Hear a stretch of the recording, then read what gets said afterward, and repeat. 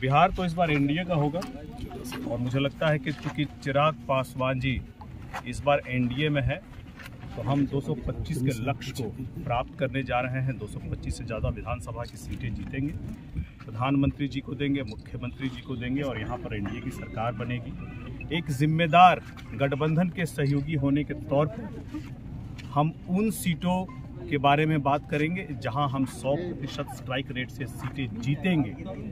हम ऐसा नहीं करेंगे कि आप हमें 60 सीटें 70 सीटें दे दीजिए जिसमें से हम मात्र 25 और 30 सीटें जीत करके आएंगे। हम जो भी सीटें लेंगे वो 100% स्ट्राइक रेट से जीत करके ही आएंगे। लेकिन अभी तक कुछ क्लियर नहीं हो रहा है, पिक्चर साफ नहीं हो रहा है, न सीट का बंटवारा हो रहा है, न तो सीटों की संख्या का कुछ अनाउंसमेंट हो रहा है। देखिए, एनडीए में बातचीत चल रही है और चुनाव प्रभारी अभी धर्मेंद्र प्रधान जी, माननीय मंत्री, साथ में CR पाटिल जी और केशव प्रसाद मौर्य जी नियुक्त किए गए हैं।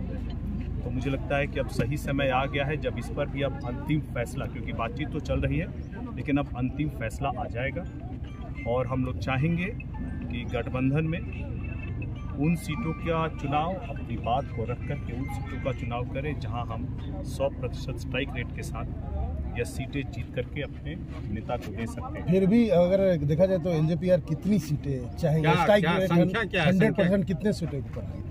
देखिए, आपको याद होगा 2020 में जब हम लोग अलग चुनाव लड़े थे, गठबंधन से अलग जाकर किसी और गठबंधन में नहीं गए थे, अकेले चुनाव लड़े थे, क्योंकि हमारे पार्टी के कार्यकर्ता जो 2000 से पार्टी के साथ सक्रिय हैं, कठिन समय में भी साथ रहे थे, उन सब की भी भावना होती है कि चुनाव लड़ करके जनप्रतिनिधि बन करके जनता की और पार्टी की सेवा की जाए। उस समय उनकी भावनाओं को ध्यान में रख करके अपने सारे कार्यकर्ताओं को समाहित किया गया था, उनको टिकट दिया गया था चुनाव लड़ने के लिए। गठबंधन में रहते हुए आज भी कार्यकर्ताओं की भावनाएं हैं कि वो हर जगह से, अलग अलग जगह से चुनाव लड़ना चाहते हैं। उनकी इन सभी भावनाओं का सम्मान है और बिहार के प्रभारी होने के तौर पर उनकी भावनाओं को संभावनाओं में बदलना ही मेरी प्राथमिकता होगी। अपने लोकसभा पर देखा जाए तो 6 सीटें हैं, आप कहाँ दावेदारी कर रहे हैं? आप अपने लोकसभा सीट, कुछ सीटें हैं जहां हम लोग लोकसभा में चाहते हैं कि हम चुनाव लड़ें, अपने कार्यकर्ताओं की भावनाओं को संभावनाओं में बदलें और जब सही समय होगा तो इन सीटों पर भी बात की जाएगी। अरुण जी, चर्चा इस बात की है कि सिकंदरा सीट पे आपने दावा किया है और आप डिप्टी CM बनने के लिए स्वयं उस सीट पे चुनाव लड़ेंगे।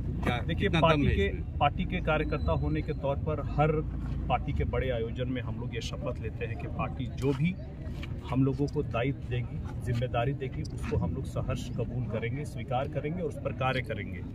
और जहां तक रही सिकंदरा विधानसभा सीट की बात, तो जैसा मैंने पहले कहा कि अपने कार्यकर्ताओं की भावनाओं को संभावनाओं में बदलना ही मेरी प्राथमिकता रहेगी और सिकंदरा को लेकर के प्रबल संभावनाएं हैं। तो सिकंदरा ले रहे हैं आप? प्रबल संभावनाएं। लेकिन अरुण भारती जी, मांझी जी ने कहा है कि हम उस सीट को नहीं छोड़ेंगे। इसलिए नहीं छोड़ेंगे कि प्रफुल्ल मांझी उनके वफादार सिपाही हैं और जब विश्वास मत विधानसभा में पेश किया जा रहा था तो 10 करोड़ के ऑफर को उन्होंने ठुकरा दिया था।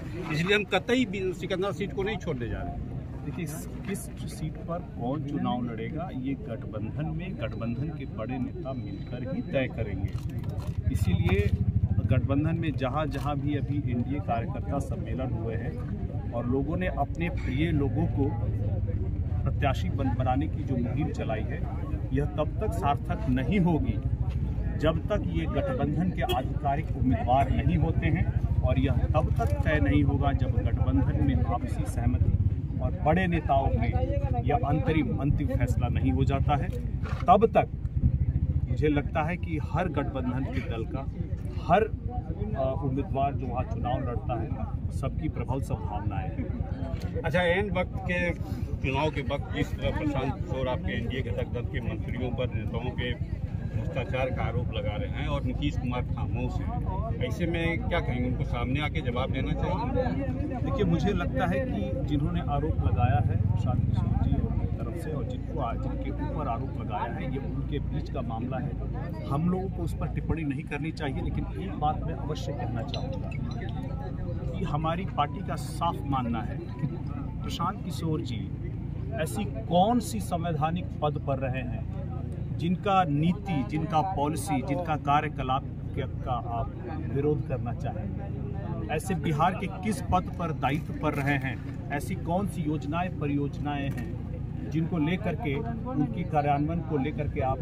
उनका विरोध करेंगे, आप उनका ये विरोध ही नहीं करेंगे। जिस तरह से लोगों के मन में आ रहा है, बार बार हम लोगों से सवाल पूछा जाता है, तो हमारा साफ कहना है हम लोग किसी को पर्सनल अटैक नहीं करते, हम नीतियों पर विरोध करते हैं। आप प्रशांत किशोर जी की बिहार को लेकर के उनकी संभावनाएं हैं जो वो बिहार के लिए करना चाहते हैं, अगर बिहार के युवा वापस बिहार आकर के बिहार में बिहार की बेहतरी के लिए, विकास के लिए कुछ करना चाहते हैं तो उसका स्वागत होना चाहिए। ऐसी आप प्रशांत किशोर जी की एक नीति बताइए जिसका मैं विरोध करूं। नहीं, सवाल का जवाब आपने नहीं दिया। सवाल मेरा ये है कि प्रशांत किशोर ने जिस तरह तथ्यों के आधार पर आरोप लगाया है, नीतीश कुमार की यूएसपी रही है corruption, anti corruption, zero tolerance corruption को लेके, और तेजस्वी पर जब आरोप लगा था तो तेजस्वी से जवाब मांगा गया था और गठबंधन की थी 2017 में। तो जब अशोक चौधरी और अन्य नेताओं पर आरोप लग रहा है तथ्य के आधार पे, तो क्यों खामोश है और आगे क्यों नहीं? कहाँ खामोश है? गठबंधन के जो बड़े नेता हैं, जहाँ भी आरोप लगे हैं वहाँ उनकी पार्टी के नेताओं का ही जो बड़े प्रवक्ता है उनका ही जवाब आया है कि भाई आपको अपनी स्थिति स्पष्ट करनी चाहिए। ऐसे भी हमारी पार्टी का भी मानना है कि ये उनके बीच का मामला है और जिनके ऊपर आरोप लगा है उनको आकर के स्थिति स्पष्ट करनी चाहिए। और जहाँ तक हमारी पार्टी का रहा है, हम लोग किसी के ऊपर व्यक्तिगत अटैक नहीं करते। प्रशांत किशोर जी को लेकर के मैं अगर फिर से कहना चाहूँगा, बिहार के जो भी युवा बाहर से आकर के जंगल राज के समय बाहर गए थे, अगर आकर के बिहार में काम करके बिहार को आगे ले जाना चाहते हैं, क्योंकि ये बिहारी फर्स्ट जो विजन है हमारे नेता का, उसी को आगे बढ़ाने का काम है। ऐसे में उन नवयुवकों का स्वागत होना चाहिए, उनका विरोध तब होना चाहिए जब उनकी कोई नीति ऐसी रही हो जो बिहार के पक्ष में नहीं रही हो। आप प्रशांत किशोर जी की एक नीति मुझे बताइए जिसका हम लोग विरोध करें, जो उनकी भावना है बिहार को लेकर के, जो उनकी भावना है बिहार को विकसित राज्य बनाने के लिए, लेकर जाने के लिए, यहाँ की मूलभूत जो समस्याएं हैं उसके बारे में बात करते हैं, बिहार को कैसे आगे ले जाना है वो बात करते हैं। वही बात हमारे नेता भी करते हैं। तो हमारे नेता का अगर इस बात को लेकर के स्वागत होता है तो प्रशांत किशोर जी का भी स्वागत चुनाव में तालमेल होगा क्या दोनों लोगों का, मतलब जोगी स्वराज और एलजेपी? देखिए, हम दोनों का विचार अगर एनडीए गठबंधन में है और बड़ी मजबूती से है। जो राजनीति है वो संभावनाओं का खेल है, भविष्य के बारे में कोई नहीं जानता है, भविष्य में देखिए क्या होता है। लेकिन आज के दिन में हम एनडीए में मजबूती से बने हुए हैं और प्रशांत किशोर जैसे जो भी युवा आकर के बिहार के लिए, बिहार की बेहतरी के लिए काम करना चाहेंगे, उन सभी का लोक जनशक्ति पार्टी रामविलास स्वागत करेंगे। लेकिन सवाल ये उठता है कि आपकी पार्टी मानती है कि अशोक चौधरी या अन्य नेताओं को सामने आके जवाब देना चाहिए? ये बताइए ना। देखिए, गठबंधन के जब बड़े नेता ही नहीं कह दिया कि जिनके ऊपर आरोप लगा है वो आकर के सफाई दे, तो हम जैसे छोटे लोग जो बड़े नेता कहते हैं उसका अनुसरण करेंगे। अच्छा, एक चीज ये सीमांचल में ओवैसी की एंट्री हुई है, 4 दिनों से लगातार सीमांचल में है और उनका बयान आया है कि एनडीए की सरकार बनेगी, अगर बन भी जाती है तो मुख्यमंत्री बीजेपी का। देखिए, मुझे बहुत फर्क नहीं पड़ता है ओवैसी की क्या कहते हैं या एमआईएम क्या कहती है। फर्क ये पड़ता है कि वो यहाँ आकर के लोकतांत्रिक मूल्यों का कितना पालन करते हैं, क्योंकि जहाँ पर हैदराबाद में और जहाँ उनके लोग चुनाव जीतते हैं, जिस तरह से चुनाव जीतते हैं, उन सभी चीज़ों का यहाँ अनुसरण ना हो, लोकतांत्रिक तरीके से यहाँ पर चुनाव हो और वो लोकतांत्रिक तरीके से ही चुनाव बनाए।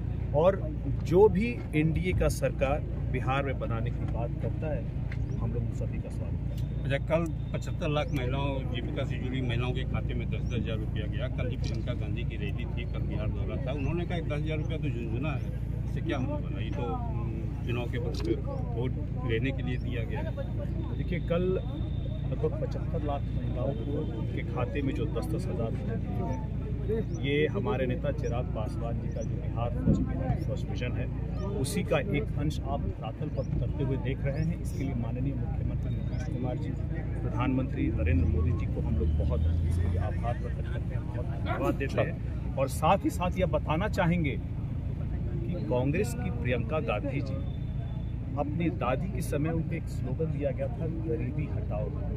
आज तक वो गरीबी नहीं हटा पाए, लेकिन अगर एनडीए की सरकार गरीबों की राह को आसान करने के लिए जो भी सहायता देती है उस पर सवाल उठाते हैं, तो हम लोग तो उनके पूरे के पूरे गरीबी हटाओ नीति पर ही सवाल उठाते हैं। उनको भी सोचना चाहिए। ये इतना बात करने के बाद भी राहुल गांधी जी और प्रियंका गांधी जी यहाँ पर बिहार के लोगों को राहत नहीं, सिर्फ चुनाव का वोट लेने आए हैं, देने कुछ नहीं आए हैं। अब और इनकी बिहार को कुछ देने की अगर भावना होती तो जिस दिन वोटर अधिकार यात्रा शेखपुरा से गुजर रही थी उस दिन शेखपुरा में बाढ़ आया हुआ था और हम लोग बाढ़ पीड़ितों को राहत देने का कार्य कर रहे थे। लेकिन राहुल गांधी जी ने यह मुनासिब नहीं समझा कि वो भी आकर वहां हाथ बटाएं। वो सिद्ध रूप से सिर्फ और सिर्फ राजनीति करने और बिहारियों का वोट लेने आए हैं, बिहारियों को कुछ देने नहीं आए हैं। अरुण भारती जी, ये बताइए कि यहाँ पे जो